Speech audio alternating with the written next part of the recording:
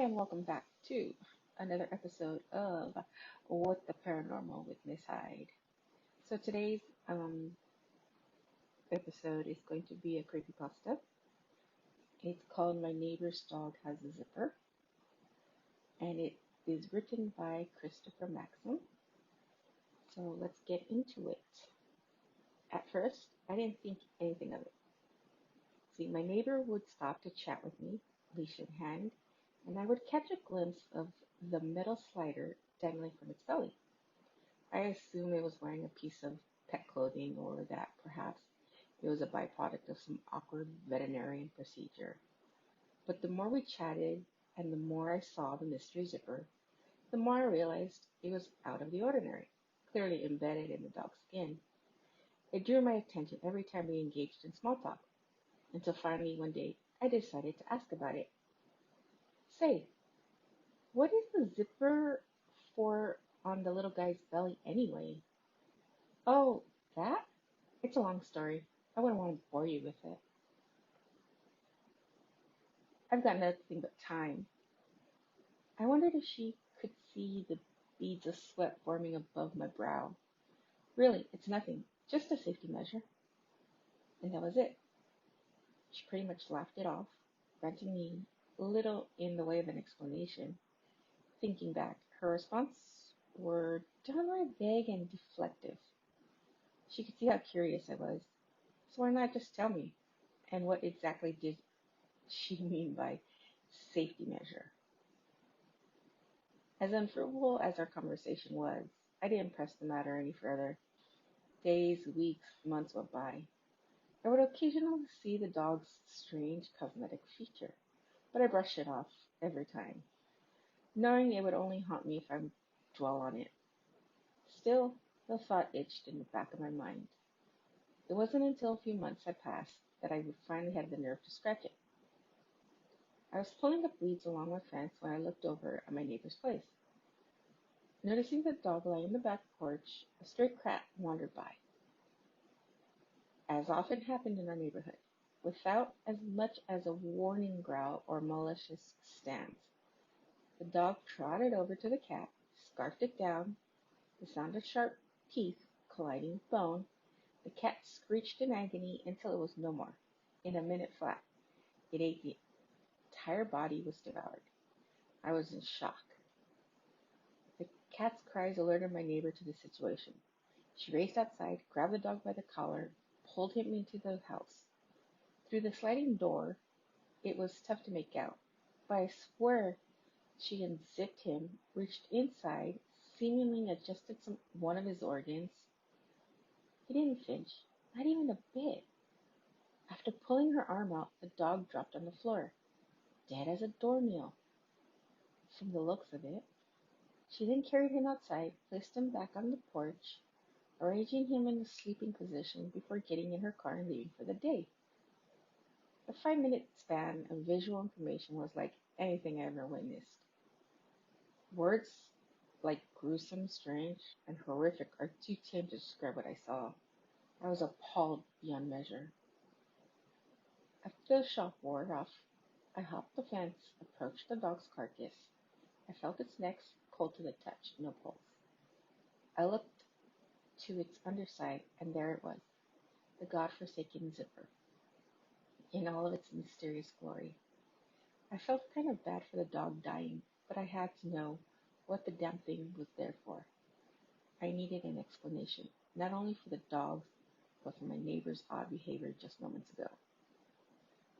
I slowly unzipped the dog's belly, and my curiosity with satisfying sound of metal sliding across metal. I spread each side of the opening with my hands and peered in, divulging the animal's inner workings. What I saw was absolutely dumbfounding. My neighbor's dog was animatronic. There was wiring, gears, and a tank where its stomach should have been. The whole 9 yards. It didn't make any sense.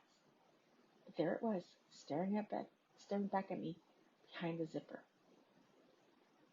After scurrying back home in shock, I decided that my best course of action would be call animal control.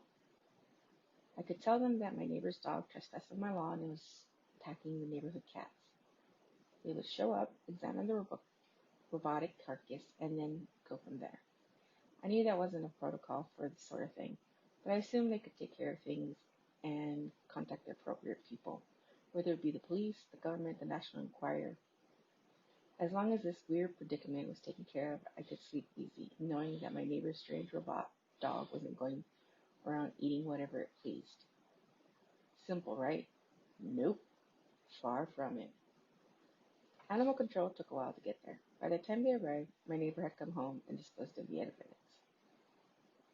Hiding the dog somewhere in her home, the animal control officer apologized for the misunderstanding and left, leaving my neighbor on the front porch glaring in my direction. It appeared privacy meant nothing to the local authorities, just my luck. The days that followed were different. My neighbor's dog had sprung to life, reactivated by the master, no doubt. They would walk their usual path around the cul-de-sac, but would not stop for small talk. I knew her dirty little secret, after all. I was no longer a friendly neighbor to be conversed with. Oh no, I was an enemy, a danger to this woman's unusual way of life. Even if I meant no harm to her or her strange choice of pet, she didn't seem to see it that way. She did continue to give me the cold shoulder for about a month and a half, before finally speaking with me again on one of her daily strolls. Hey there. Hello. Everything all right? Just Chi-Chi. I'm having a cookout on Saturday at noon. You're more than welcome to come. Strange.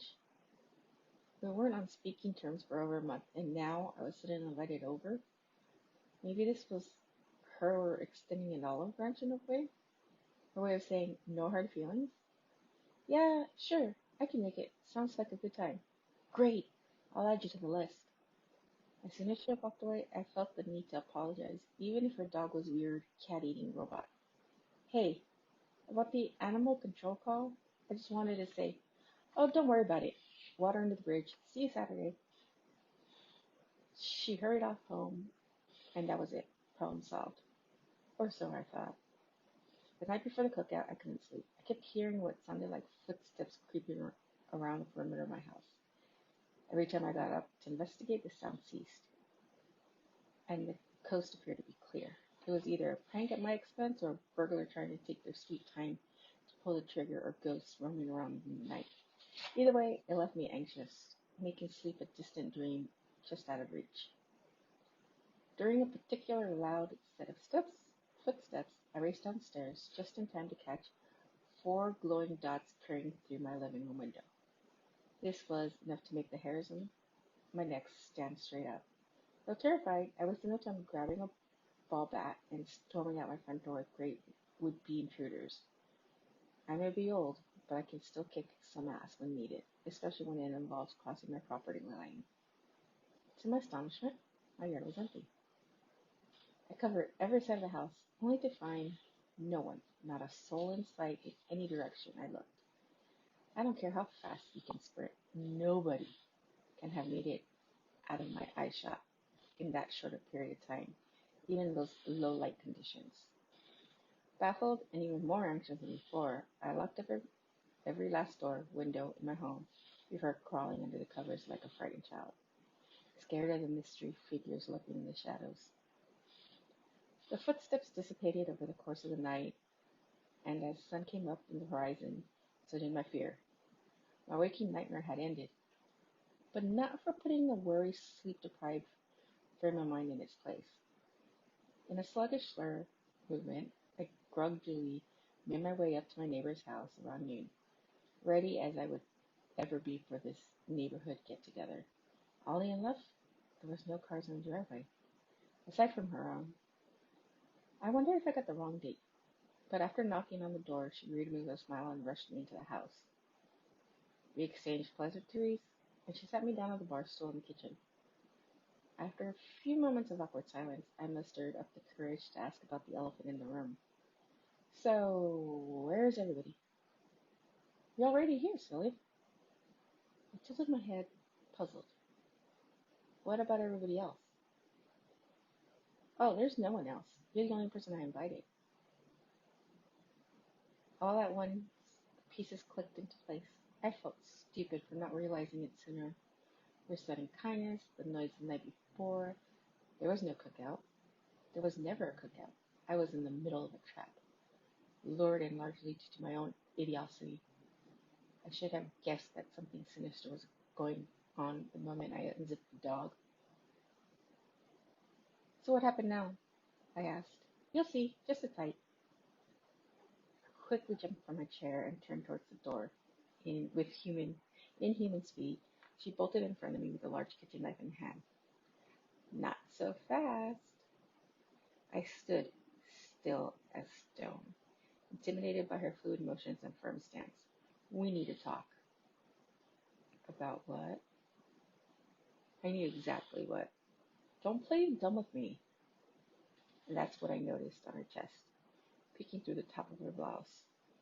I would have missed it in the sunlight coming through the window, not danced across its metal. She had a zipper too.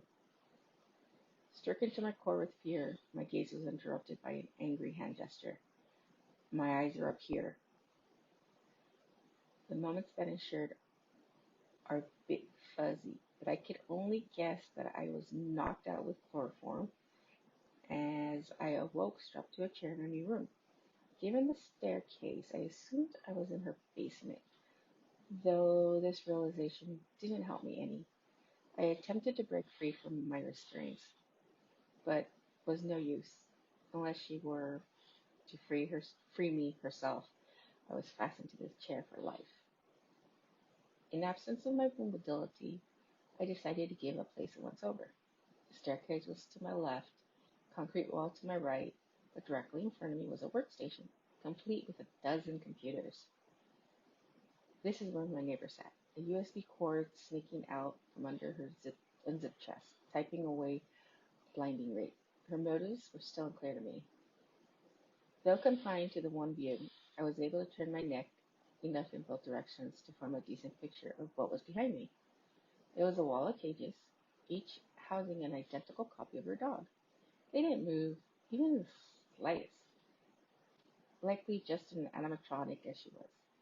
What on God's green earth had I stumbled into?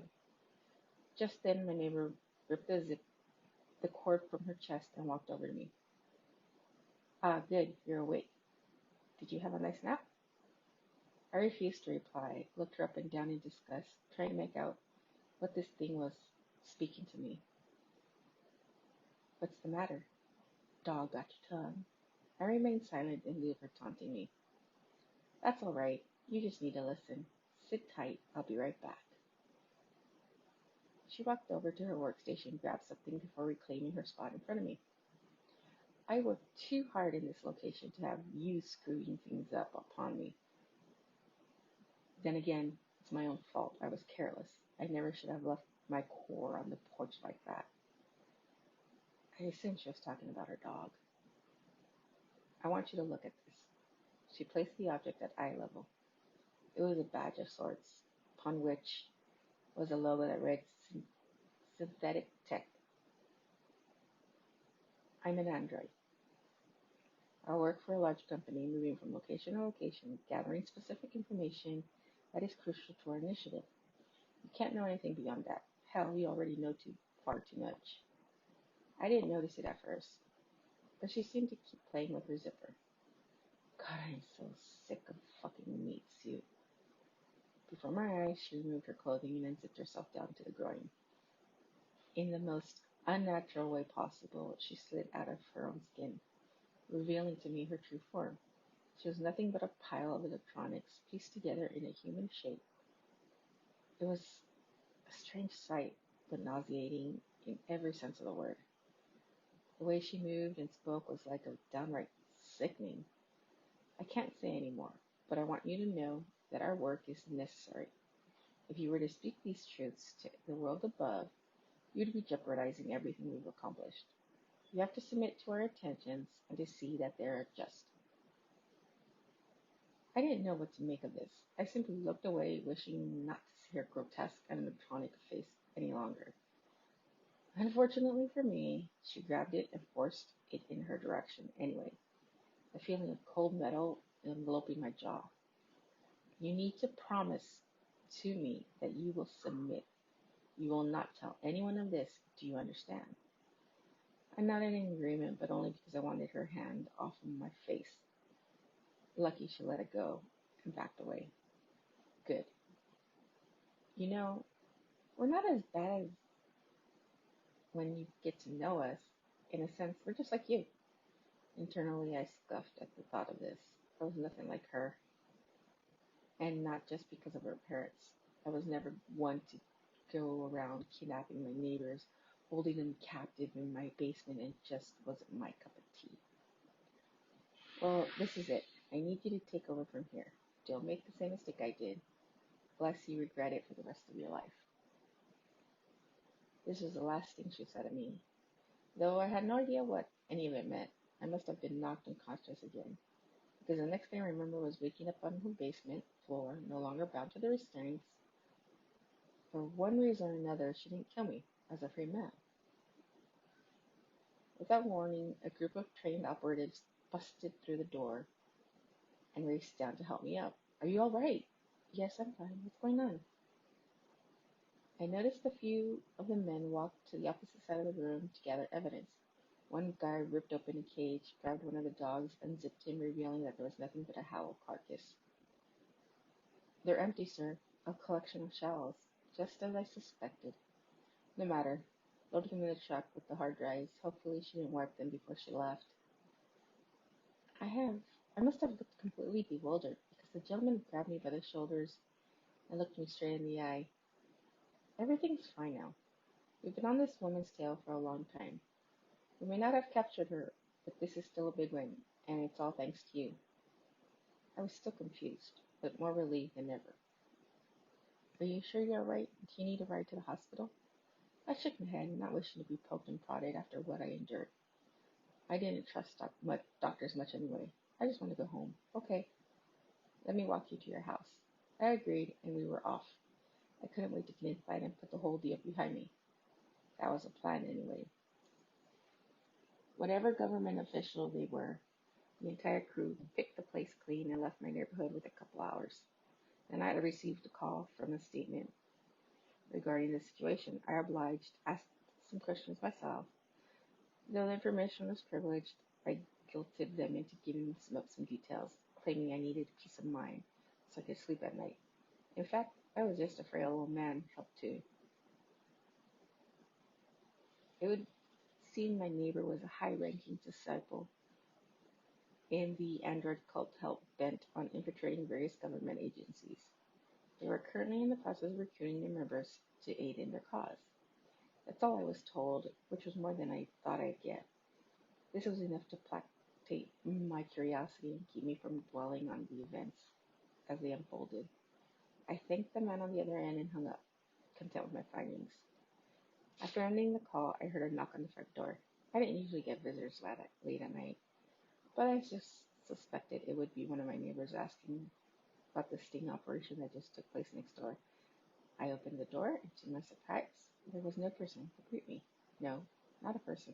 Instead, there was a dog, identical to my neighbor's. Before I could process its arrival, it trotted inside and sat on the floor. A voice that emanated from its collar. Shut the door, I guess the dog said, baffled and afraid. Hello, I'm serial number 724234. I will be your core companion on the journey to fulfillment. True adventures awaits. Would you like to begin your first task?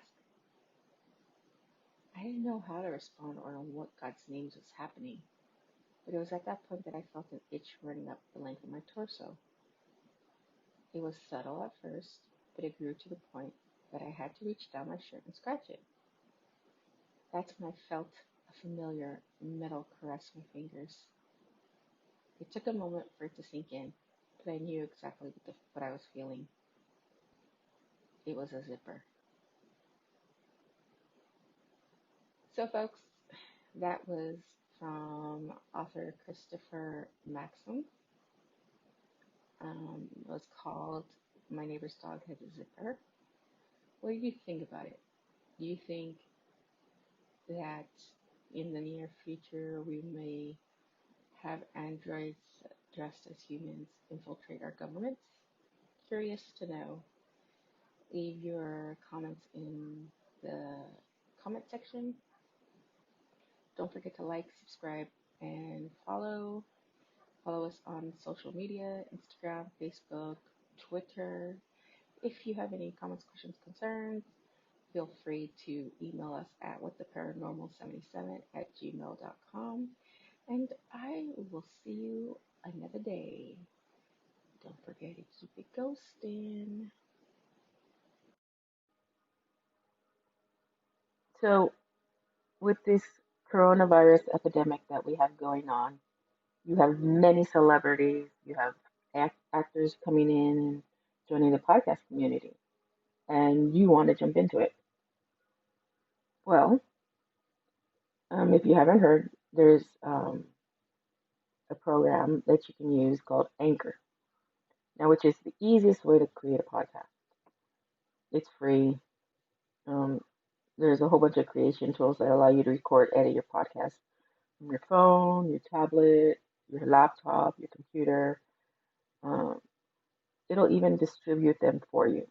So it'll be heard on Spotify, Apple Podcasts, and many other podcast platforms. You can make money with your podcast with no minimum listenership. Like I said, we have a lot of celebrities, we have a lot of actors, actresses joining the podcast community. So they'll be making money because of their followers. Well, you can do it too. You could have 2 followers and still be making money. So it's an easy way to join the podcast community because this program lets you um, make money with no minimum listenership. And it has everything you need from a podcast program all rolled into one. So if you want to join the community, don't forget to download the free Anchor app or go to anchor.fm and get started. Join us independent podcasters along with the celebrities and the actors and the actresses who are on the podcast community. So don't forget, download the free Anchor app or go to anchor.fm to get started.